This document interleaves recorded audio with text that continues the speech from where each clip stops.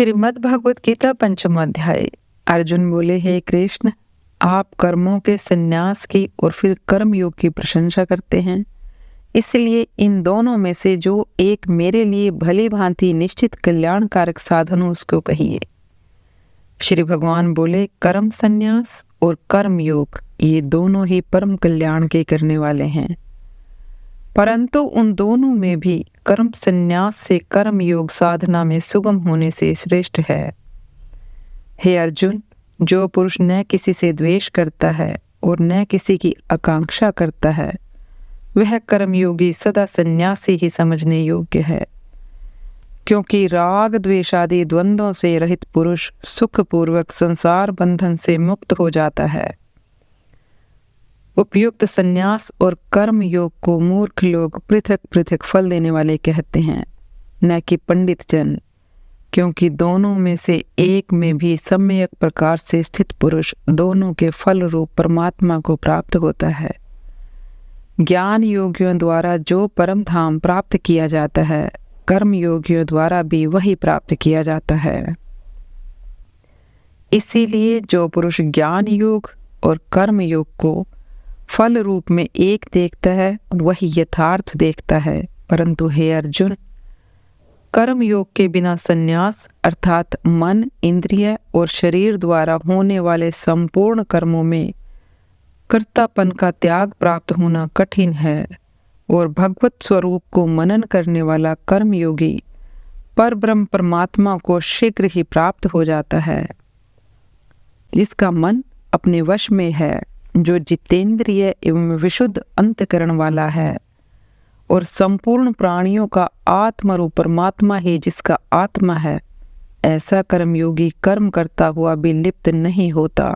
तत्व को जानने वाला सांख्य योगी तो देखता हुआ, सुनता हुआ, स्पर्श करता हुआ, सूंघता हुआ, भोजन करता हुआ, गमन करता हुआ, सोता हुआ, श्वास लेता हुआ, बोलता हुआ, त्यागता हुआ, ग्रहण करता हुआ तथा आंखों को खोलता और मूंदता हुआ भी सब इंद्रियां अपने अपने अर्थों में बरत रही हैं, इस प्रकार समझकर निस्संदेह ऐसा माने कि मैं कुछ भी नहीं करता हूँ।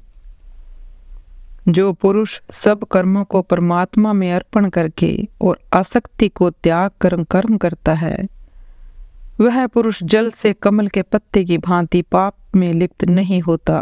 कर्म योगी ममत्व बुद्धि रहित केवल इंद्रिय, मन, बुद्धि और शरीर द्वारा भी आसक्ति को त्याग कर अंतकरण की शुद्धि के लिए कर्म करते हैं।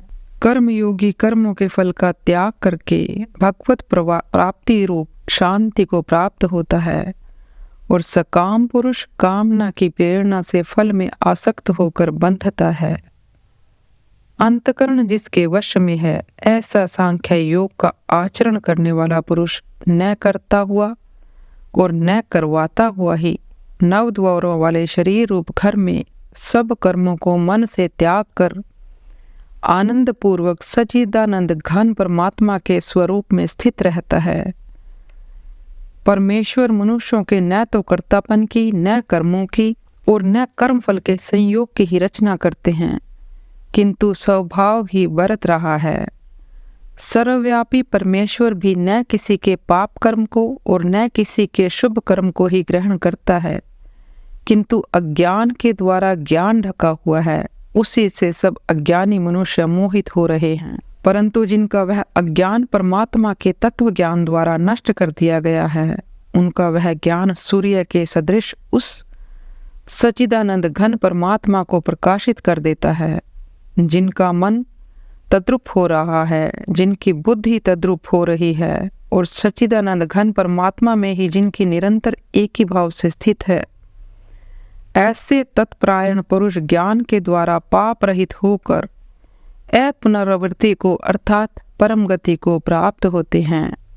वे ज्ञानी जन विद्या और विनय युक्त ब्राह्मण में तथा गो, हाथी, कुत्ते और चंडाल में भी समदर्शी ही होते हैं।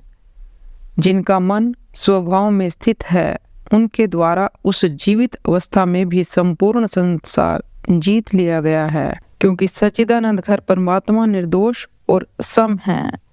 इससे वे सच्चिदानंद घन परमात्मा में ही स्थित हैं। जो पुरुष प्रिय को प्राप्त होकर हर्षित नहीं होते और अप्रिय को प्राप्त होकर उद्विग्न न हो, वह स्थिर बुद्धि हैं, संशय रहित ब्रह्मवेता पुरुष सच्चिदानंद घन पर ब्रह्म परमात्मा में एक ही भाव से नित्य स्थित हैं। बाहर के विषयों में आसक्ति रहित अंतकरण वाला साधक आत्मा में स्थित जो ध्यान जनित सात्विक आनंद है उसको प्राप्त होता है। तदनुसार वह सच्चिदानंद घन पर ब्रह्म परमात्मा के ध्यान और उपयोग में अभिन्न भाव से स्थित पुरुष अक्षय आनंद का अनुभव करता है। जो ये इंद्रिय तथा विषयों के संयोग से उत्पन्न होने वाले सब भोग हैं, यद्यपि विषयी पुरुषों को सुख रूप भासते हैं तो भी दुख के ही हेतु हैं और आदि अंत वाले अर्थात अनित्य हैं। इसलिए हे अर्जुन, बुद्धिमान विवेकी पुरुष उनमें नहीं रमता। जो साधक उस मनुष्य शरीर में शरीर का नाश होने से पहले पहले ही काम क्रोध से उत्पन्न होने वाले वेग को सहन करने में समर्थ हो जाता है, वही पुरुष योगी है और वही सुखी है। जो पुरुष अंतरात्मा में ही सुख वाला है, आत्मा में ही रमण करने वाला है तथा जो आत्मा में ही ज्ञान वाला है, वह सच्चिदानंद घन पर ब्रह्म परमात्मा के साथ एक ही भाव को प्राप्त सांख्य योगी शांत ब्रह्म को प्राप्त होता है।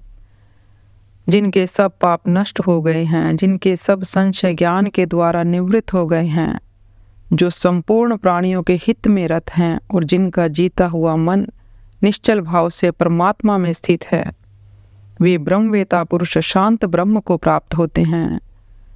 काम क्रोध से रहित जीते हुए चित्त वाले पर ब्रह्म परमात्मा का साक्षात्कार किए हुए ज्ञानी पुरुषों के लिए सब ओर से शांत पर ब्रह्म परमात्मा पुरुषों के लिए सब ओर से शांत पर ब्रह्म परमात्मा ही परिपूर्ण है।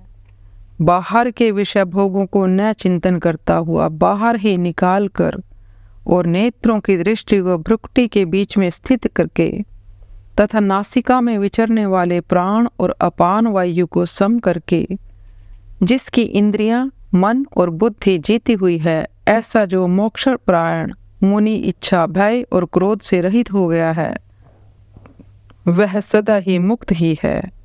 मेरा भक्त मुझको सब यज्ञ और तपों का भोगने वाला, संपूर्ण लोकों के ईश्वरों का भी ईश्वर तथा संपूर्ण भूत प्राणियों का सहृद अर्थात स्वार्थ रहित दयालु और प्रेमी ऐसा तत्व से जानकर शांति को प्राप्त होता है। श्रीमद् भगवत गीता 5वां अध्याय समाप्त।